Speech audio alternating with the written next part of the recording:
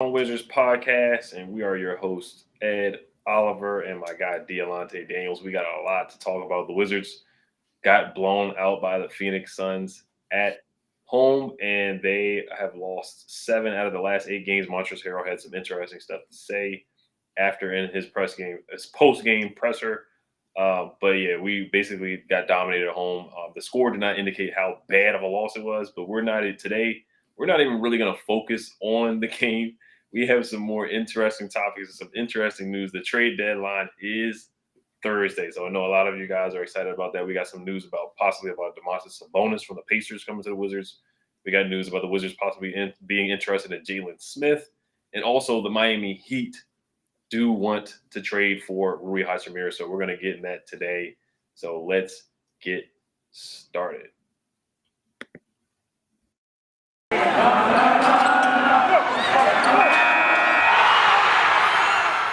You are Locked On Wizards, your daily Washington Wizards podcast, part of the Locked On Podcast Network.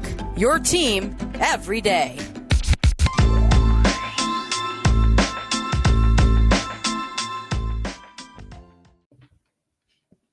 Before we get started, I just want to thank you guys for making Locked On Wizards your first listen every day. We are free and available wherever you get podcasts.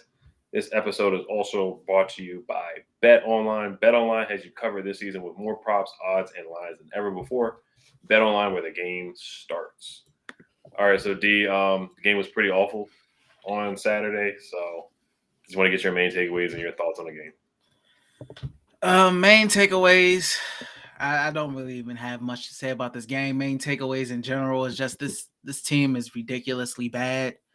Like Montrezl Harrell said in the post-game presser, he said it sucks. He said, "Sucks, bro," to quote exactly. It sucks, bro. That's the mood of the effing team. It sucks. That's the energy in the room right now. It effing sucks. That's the energy of the fan base too. It sucks. 38 points in the third quarter. I'm sorry. I had to take a break from watching that game in the middle of that third quarter because as a professional NBA basketball team, for you to only have 38 points and you're just getting dominated. I tweeted before the game when they announced the starting lineup with Thomas Bryant back in there. I tweeted before the game started. I said DeAndre Ayton masterclass incoming.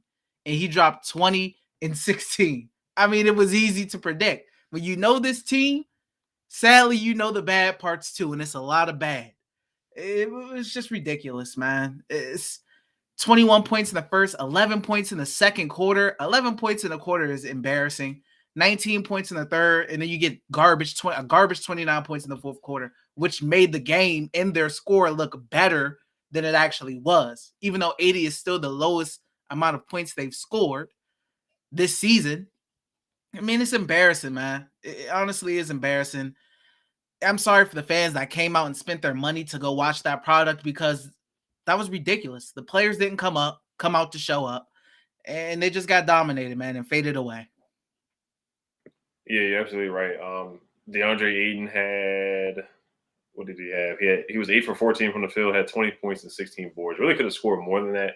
Mm-hmm. Looked like the Suns took the foot off the gas in the second half. They really could have put up more than 95. It felt like they could have put up 120 if they really, really wanted to. Devin Booker didn't even really have his best game. He was kind of on cruise control the whole game. Mm-hmm. But Chris Paul, he put on a master class as well. Pick and rolls, putting the ball between his legs and just kind of doing some trick moves here and there. They just dominated us. This game was really cut and dry. It's not really a requirement of like a deep assessment or analysis, to be honest with you. They just came out there, the pick and roll. We couldn't stop the pick and roll. They got points in the paint whenever they felt like it. I thought they did a good job defensively on us, switching, and they just had switchable guys: Cam Johnson, Mikal Bridges, Jay Crowder's a good defender, Chris Paul's a good defender, DeAndre Ayton is a rim protector. So they just have a really good team, man. They're 42-10 for a reason. They went on a 10 or 11 games winning streak. So this was just another game for them, to be honest. And once again, we're terrible from the 3-point line. 5 for 24 from the 3-point line. We can't knock down threes. Like you said, Daniel Gafford not playing. He gets in the third quarter, so he looks a little rusty. He's kind of getting pushed around. Thomas Bryant didn't have his best game either. I thought DeAndre Ayton got the better of him. He scored every time he got the ball in the post. on Thomas Bryant. Trez, he gave some effort here and there, but it just wasn't enough. I thought Aaron Holiday tried his best too, but yeah, we can't shoot threes. We're terrible from the 3-point line. We couldn't make any shots. We only had 38 points in the third quarter. At one point, I think we were like 17 for 50 from the field. It was just abysmal. And once again, the fans, I feel bad for them too, going to that game. Yeah, it was a rough game. It was rough from start to finish. It was rough. Like I said, DeAndre Ayton did whatever he felt like. Chris Paul had 14. Mikal Bridges had 12. Devin Booker only had 11 points. Cam Johnson, JaVale McGee came in and was just. I thought at times Montrezl Harrell was just a little. You could see the height difference there with JaVale and Trez. So yeah, and look at the defense. The Suns, they just packed in the paint. They dared the Wizards to shoot threes, and they were bricking threes the whole game. To be honest with you, guys out of sorts. You can tell the mood is bad. The chemistry is bad. KCP took a couple questionable shots here and there too. Shot selection wasn't great either, but it looked like a typical Wizards loss. We shoot bad from the three. Suns packing the paint, and we have no answer. But Bradley Beal, he looked pretty good on the sideline. He had a nice hat on and had a sweater on. I guess that's like the only thing that I can really say might be something different. But yeah, that's about it on the game, to be honest. Not much. This trade news is probably more, relevant to what's going on with the Washington Wizards rather than that game. So yeah, we'll move on to the trade news, which is probably more the real talk about this episode. But we're gonna get to talking about Domantas Sabonis. There is a report from Quentin Mayo, and there's another report as well. There's been many reports. Jake Fisher has reported as well about the Washington Wizards being interested in Sabonis. But before we do get into that, this episode is brought to you by Built Bar. This is the time of year that I've pretty much given up on all of my New Year's resolutions, but not this year. I'm sticking to my resolution to eat right, thanks to Built Bar. It almost feels like it's not really a resolution because I actually enjoy eating them. Have you tried the Puffs? If you haven't, you're missing out on one of Built Bar's best tasting bars. Puffs are the first ever protein-infused marshmallow. They're fluffy. They're marshmallowy. They're not just a protein bar. They are a treat, and they're covered in 100% real chocolate. Puffs are a fan favorite with some incredible flavors: yummy, cinnamony, churro, coconut, marshmallow, banana cream pie, which is so good. These are going to be your new favorite. All Built Bars are covered 100% in real chocolate. 100%, yes, 100% real chocolate. Low calorie, high protein. Replace your candy bars with these. They are better. A typical candy bar can be anywhere from 2 to 300 calories. Go to Built.com and scroll down to the macros chart. You'll be blown away. High protein, low calories, high fiber, and low carbs. Most Built Bars contain 130 calories, 4 grams of sugar, 4 net carbs, and 17 grams of protein. Compare that to a candy bar, which usually has around 240 calories, 30 grams of sugar, and dozens of net carbs.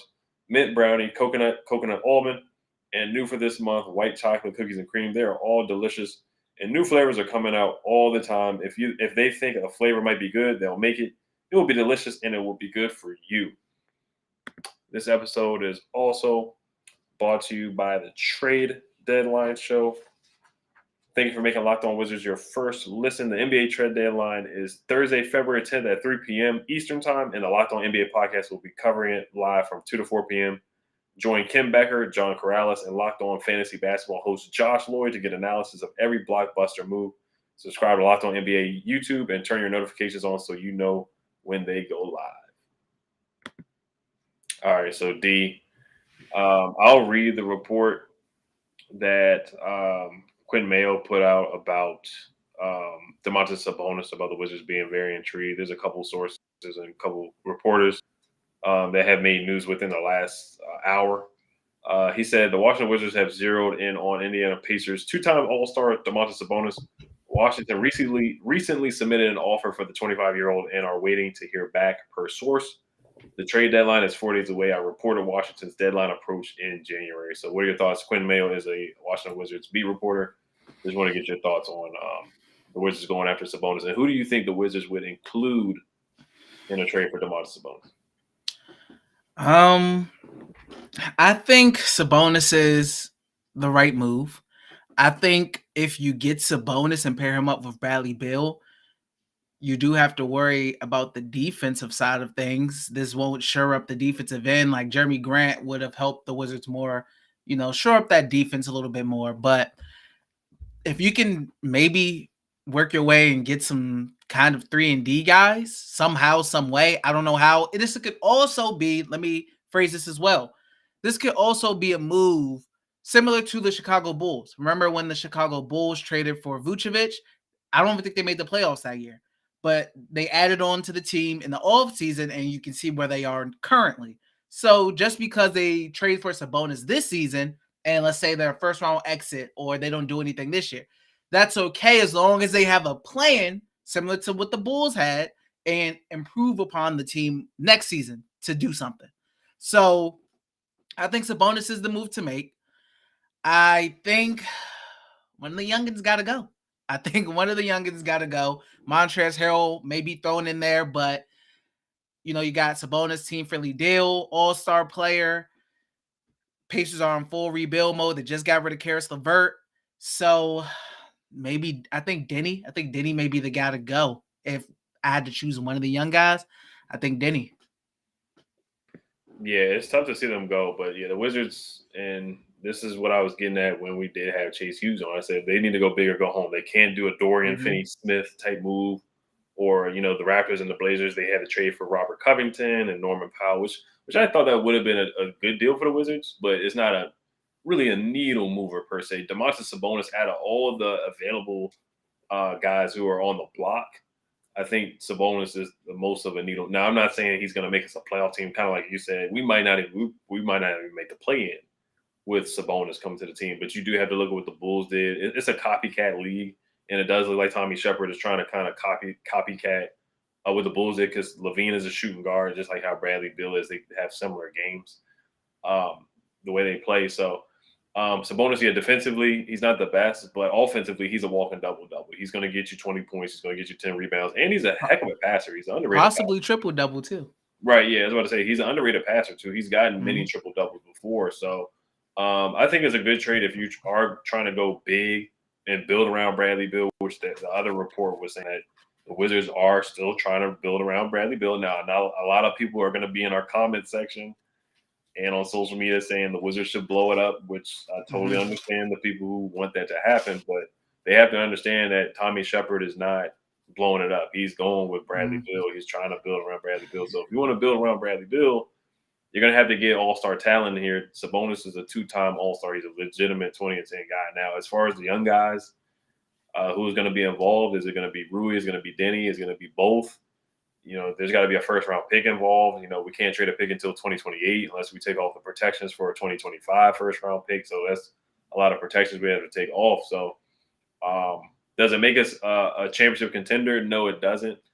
But it does put us in a spot where, hey, maybe we can make some moves in the offseason. We can get a point guard in here, possibly move Dinwiddie somewhere else since, people are not happy with him here. We can get a point guard that has a better fit with Bradley Beal, and that would work out. And then get some more 3-and-D guys that are just, their roles. Let Sabonis and Brad be number 1 and number 2 on a team, and we go from there and see how they compete with the Eastern Conference. So I'm not mad at the move. Like I said, I like that it's a bigger swing more than something like I like Jeremy Grant, but I think Sabonis is obviously he's more all-star caliber, a guy that can get you a double-double every night. Yeah, I think my only hope for this trade, I'm not looking at this trade to do anything this year. It's hard with this current roster. It's not like they were a Sabonis away from really being good. This team's cooked. This team is cooked. This is a move for Bradley Beal to be sold on to stay. Stay with us, re-sign with us, and let's see what we can do next season. This, and I think the Wizards front office knows this. This team is cooked for this year. They're not doing anything this year. They're not doing anything. So I think what they're telling Brad is, of course, I have no insider knowledge, but what I think they're telling Brad is they're selling them. We go hard at Sabonis. We get Sabonis. And like you said, copycat league, they look at what the Bulls did. But see what the Bulls did for Zach LaVine with getting Vucevic and then adding on DeRozan, etc. Not saying that they may add another player of DeRozan's caliber, but just try to sell him on the future of next season and competing with Sabonis and have that new all-star. And, the Dinwiddie thing was a mistake, and try to build around them, get some 3-and-D guys in here. They know they need shooting. They know they need defense. Build that defense around Brad and Sabonis and let them two be the main two guys, and everybody else can just try to defend, etc., and shoot. And I think that's the main selling point right there for Brad. I don't think this year they're not doing anything. And even if they get Sabonis this year, they're not doing anything. I think this will be a next season move. Right. And it would probably be better for them to get better draft position too. You look at what the Bulls did. They got lucky with DeMar DeRozan. They did bring in Caruso. So the Wizards got to get another 3-and-D guy in free agency, similar to a Caruso or something like that. They got Lonzo Ball, so we got to get a point guard that can shoot threes and space the floor. We cannot. And the thing is, Bradley Beal wanted Spencer Dinwiddie, so that is kind of on him too.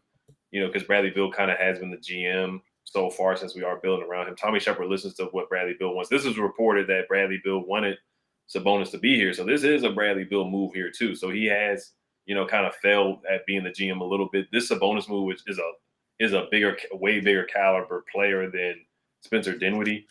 But yeah, if they end up not making the play-in, it would be better for draft status to maybe they could draft a point guard, maybe they could draft another shooter, somebody athletic, maybe they could, if we get better in the lottery, we can get like a Jaden Ivey or something like that. That would just be the best case scenario for the Wizards. But and then the report from the guy, Chris Roberts, who is an NBA insider, I don't want to quote him too much, but he did say the Pacers have made significant progress in trade talks involving Miles Turner and Sabonis. They did trade Karis LeVert earlier today, so they got rid of him. So you can tell that the Pacers really do want to make a move. So I do have a good feeling that we are going to make a move to Sabonis. Like I said, I don't have any sources either. The Knicks, Spurs, Kings, Mavericks, and Pistons have been aggressive in their approach. However, the team that has been the most truculent are the Washington Wizards, and truculent means the most aggressive team. So truculent, that's an SAT word. I had to look that up myself, but it means the Wizards have been the most aggressive. That's been reported too. So, but once again, I don't want to see Rui go. I like the development of Denny, but I do understand putting him in the trade. I hate to see Kuz go. And the first round picks obviously have to go to Montrez. Montrez wants to win, but you listen to his comments in the post game presser. Listen to Dinwiddie's post game presser comments. I feel like those two guys would kind of be ready to move on to a team that can make the playoffs. So all those guys, they could definitely be on the table for sure. So it will be interesting. The trade deadline's on Thursday, man. I can't wait.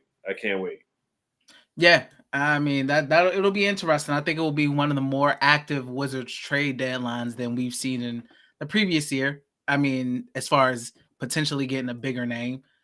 But before we get into Jalen Smith and Rui Hachimura trade rumors, we do have a message from our friends over at Bet Online. Bet Online has you covered this season with more props, odds, and lines than ever before as football continues its march through the playoffs right to the big game in a couple weeks. BetOnline.net remains the best spot for all of your sports scores, podcasts, and news this season. And it's not just football. BetOnline has up to the minute info on pro and college hoops, NHL, boxing, UFC, along with live real-time updates of current games. Don't wait to take advantage of all the new amazing offers available for the 2022 season. BetOnline, where the game starts. So, Ed, what's this Rui Hachimura and Jalen Smith news about? So the Heat are interested in trading for Rui. That's the report. If I'm Tommy Shepard, I hang up the phone unless you're going to give me Tyler Hero, which they're not going to do that. Or Duncan Robinson, maybe. But he's Duncan Robinson is a shooter, so he's like a one-dimensional kind of guy. But yeah, if they're like, okay, we'll give you Tyler Hero for Rui, of course, yeah, I'd probably do that move. To be honest with you, but they're not going to do that. They probably offer us like a first-round pick.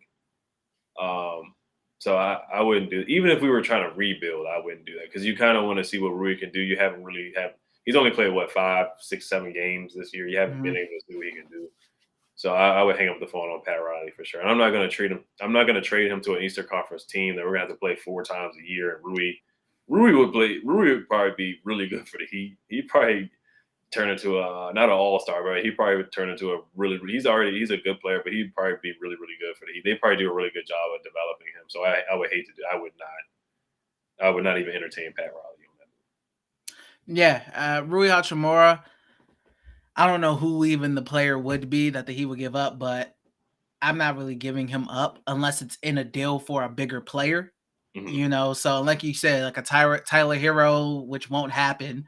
I'm not taking Duncan Robinson. Right. So that's pretty much it. I think the Wizards are thinking the same too. That's deaded. Like I'm not doing that. And then Jalen Smith is interesting. I like Jalen Smith coming out. I have a couple old tweets Mm-hmm. saying that I thought Jalen Smith could jump up in the draft. I thought he had a lot of potential, and I was high on Jalen Smith. And when he got playing time for the Suns, he was putting up really good numbers. Of course, it helps me you have a point guard like Chris Paul playing alongside you, but that just showed the potential that he did have. Now, for the Wizards, unless they're rebuilding, I don't think that move makes sense because you're talking about building around Brad and building something. I don't think that move does anything for you. That's another one of Tommy Shepard's, Mo Wagner, Daniel Gafford type of moves. Just something small that doesn't really impact anything. It's like, oh, a young kid that has some potential talent. I don't really see what that does for. So unless the Wizards are like rebuild, yeah, I'm kind of on that. Even though I do like Jalen. Right. Yeah, I like Jalen a lot coming out of Maryland. I'm a Maryland fan, so of course I'm biased. And he has played better, like you said, getting playing time. He was really deep on the bench, and they actually declined his option. His I want to say his third year option. This is his second year in the league. I want to say so. Yeah, because he was in the class with Denny because Denny was 9 and Jalen was what I want to say Jalen was like 10 or 11 right after Denny. So they declined. The Suns declined his option. Jalen Smith played pretty well against the Wizards. He didn't put up big numbers, but he had a couple blocks and hit a couple shots too as well. But yeah, like you said, this is like another Mo Wagner type move. Doesn't move the needle. Jerome Robinsons of the world, former first round picks that didn't work out, and then Tommy tries to kind of revamp their careers and kind of reestablish them again in the league. And it didn't work out with Jerome Robinson. Kind of worked out with Mo Wagner a little bit. Did work out with Daniel Gafford so far. It's still kind of iffy with Gaff. I love Gaff, but yeah, Jalen Smith, he can shoot the three a little bit, but still, he's still a project. He's still really, really developing, and we're still trying to develop Denny and Rui, so I don't see bringing in Jalen Smith, another guy that we really have to get playing time. We can barely develop Daniel Gafford. We just parked him on the bench, and he's out with health and safety protocols. Forgot to announce that at the beginning of the show, but that's news that, of course, we have to know. But we're joking around. We're joking and serious at the same time. What's the difference? With Daniel Gafford being out with safe and healthy protocol, he's barely playing as it is right now. So I think Jalen Smith would be another guy that we bring in. We play him a little bit, and then, who knows if he gets playing time, especially if we keep Thomas Brown on the roster and other bigs. We already have a lot of bigs as it is. So, and if we bring in Sabonis, there's no point of bringing in another big. We need shooters. There's no point of bringing in another big. Let Gafford develop as the backup, which I think would be really good for Gafford to be a backup to Sabonis because there's not a lot of pressure on him, and he wouldn't be in foul trouble as much because Sabonis would get the bulk of the minutes. So yeah, this team needs shooters, man. We need shooters. We need somebody who can come in, guys who can knock down a shot and play defense because we're terrible from the 3-point line. That Suns game showed it. We shot 20% from the three. We were missing wide open threes against the Suns on our home court. So it was just awful to watch. But I like Jalen, but I don't see it working out here, to be honest with you. But I like he's getting better though. I like how he's improved so far. Yeah, and as far as Sabonis's fit, if let's say the Wizards were to trade for him, I think the Wizards, man, and I like Gafford, TB's cool, but I honestly don't think either of those guys are starters. I think they're better off of the bench. I do think the Wizards badly need a big with some size to him.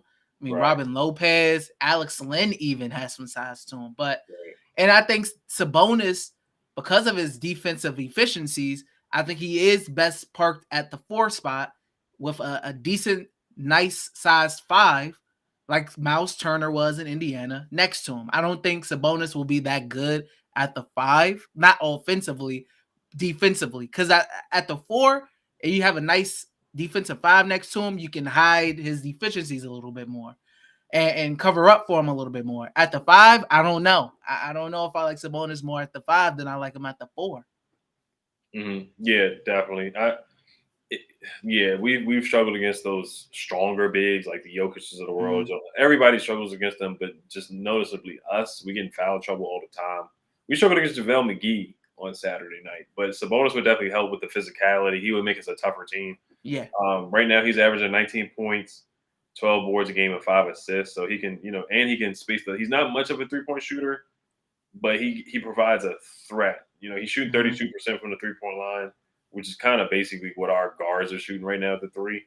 He's shooting two threes per game as well. So like I said, he gives us a threat from out there. But yeah, he could play the 5, he could play the 4. I would say, depending on who we keep, Brad would be at the 2.